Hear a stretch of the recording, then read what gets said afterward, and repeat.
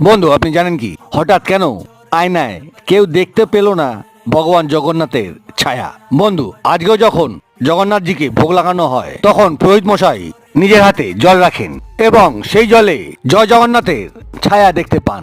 তারপরেই মানা হয় ভগবান আমাদের ভোগ স্বীকার করেছে। কিন্তু 1890-তে জন্মাষ্টমীর দিনে ভোগ দেওয়ার সময় প্রভু জগন্নাথ দেবের ছায়া দেখাই যায়নি। সকলে অবাক হয়ে যান। রাজার কানে পর্যন্ত এই কথা পৌঁছায় যে প্রভু জগন্নাথ দেব ভোগ গ্রহণ করেননি।